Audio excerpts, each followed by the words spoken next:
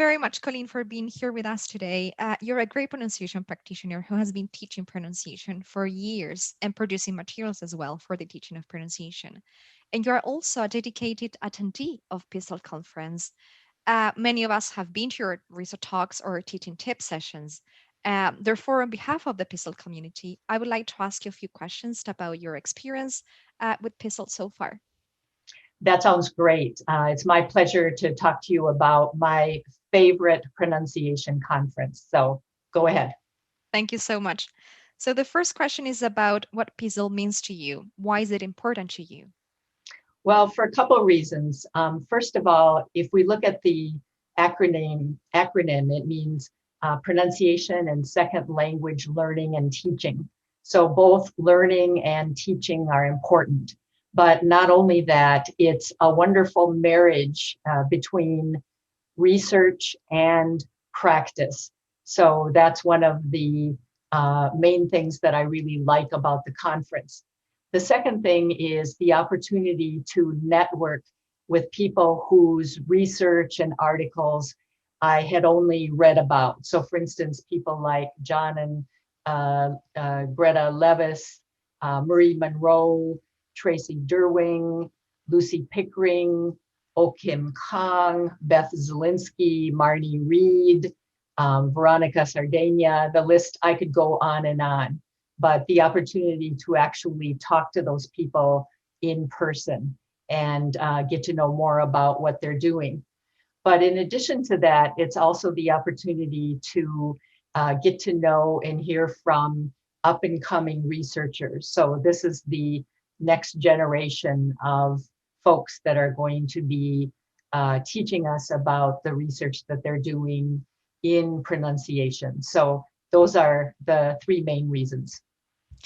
Yeah, that's true. Well, my second question now is about what are some things that you get out of PSL conference? What makes you keep attending the conference almost every year?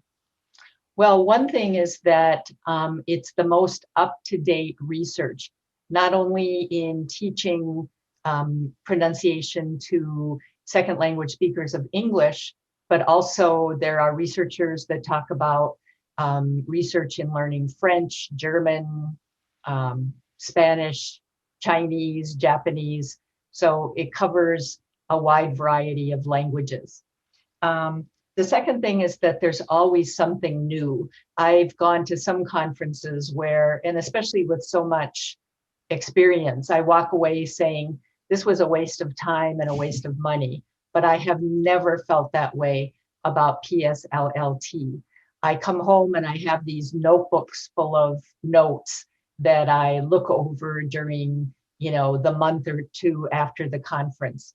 And so there's always a lot of information. And another thing is that it's an opportunity to get to know people that I mentioned before, not only the big names, but also the up and coming researchers on a one-to-one basis. Now, this year it's going to be a little bit different because it's a virtual conference, but in the past, I got a chance to talk to people in depth at the coffee hours, during the dinner, even waiting for the elevator at the hotel. But the main thing is that it's an opportunity to get to know people more than you would otherwise. So that's why I keep coming back year after year. Also, one other thing I'd like to add is that the conference keeps changing. At the beginning, when I first attended, when it was held in Ames, Iowa, there were no teaching tips, there were no roundtables, but those things have been added since then. Yeah. And are there any highlights of the conference so far that you would like to share with us today? Any remarkable memories? Well, first of all, there are too many to mention, but a couple things that I would like to highlight are, first of all, the dinner that we had at Ames. And if you want to share the picture, we can take a look at that. So this is a highlight of one of the conferences that I attended. And there was a person there that was making shapes out of balloons. And as you can see in the the photo, this is John Levis, the originator of the conference. And so you can see he's kind of the king there. And next to him is Marcia Chan. And then the third person, I see her quite often, but unfortunately I've forgotten her name. She has a background in music and she's very interesting to talk to. But the point that I want to make is not only are these folks serious researchers in their field, but they also know how to have fun, how to let their hair down and enjoy being with others and sharing the information that they have to offer. So that's one highlight of the conference. Then another highlight that I'd like to talk about is in 2013, I remember I attended Linda Yates' plenary talk, and she talked about the connection between pragmatics and prosody. And even though this wasn't a completely new idea to me, the example that she gave was just fantastic. And so I will always remember hearing that talk and learning from it. So those are just a couple of the highlights from conferences that I've attended.